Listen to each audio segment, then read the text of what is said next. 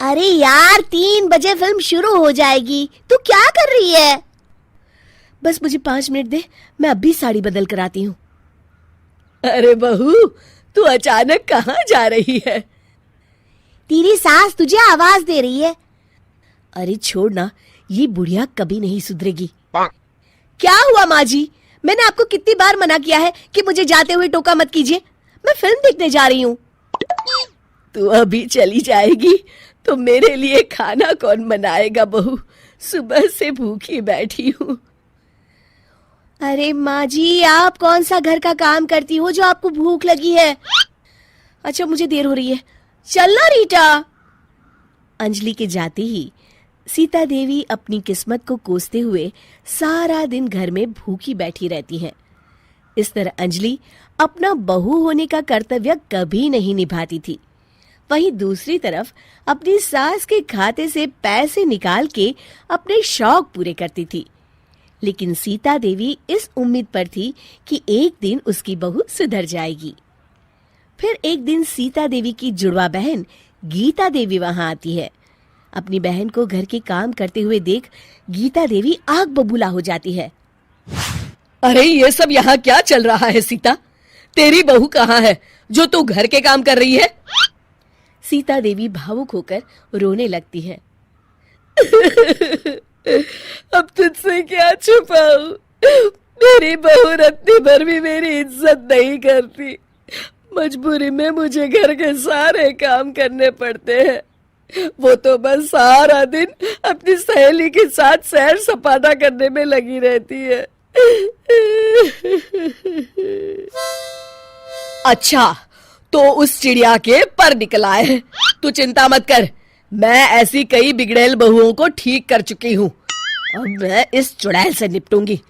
तू कुछ दिनों के लिए मेरे घर चली जा, मेरी बहू तेरी अच्छी देखभाल करेगी। फिर दोनों बहनें आपस में साड़ियां बदल लेती हैं और सीता देवी अपनी बहन के घर चली जाती हैं। देर रात अंजलि जब घर आती है तो अपने कमरे का नजारा देख उसकी आंखें फटी की फटी रह जाती है। हे राम, मेरे कमरे का एसी कहाँ चला गया? और मेरा 56 इंच का एलईडी टीवी कौन ले गया? अंजलि तैस के साथ अपनी सास के कमरे में जाती है। तभी वो देखती है कि उसके कमरे का एसी और टीवी उसकी सास के कमरे में लगा है और गीता देवी आराम से एसी की हवा खाते हुए सास बहू सीरियल का मजा ले रही है। अच्छा, तो ये सब इस बुढ़िया की कारस्तानी है। अभी इसे बताती हूँ। ये सब क्या है माँ जी? आपकी हिम्मत कैसे हुई मेरे सामान को हाथ लगाने की? क्यों बहू, ये सारा सामान तूने तेरे पिताजी के पैसों से खरीदा है क्या? हैं? लगता है तू भूल गई कि ये सारा सामान मेरे पैसों से आया है, इसलिए मैं अपनी सारी चीजें अपने कमरे में उठा लाई। तुझे कोई एतराज है? चल जा यहाँ से, सीरियल का मजा किरकिरा मत कर। गीता की बातों का कोई जवाब नहीं बनता देख अंजलि अपने दांत पीस कर रह जाती है। अगले दिन रीटा और अंजलि शॉपिंग पे जाने की तैयारी करती हैं। अंजलि जैसे ही अपनी स्कूटी पर बैठती है तभी गीता देवी स्कूटी की चाबी निकाल लेती हैं। अरे, ये स्कूटी कहाँ लिए जा रही है? ये भी मेरी कमाई की है। माँ जी, ये तो आप हद कर रही हैं। मैं बाहर पैदल जाऊंगी क्या?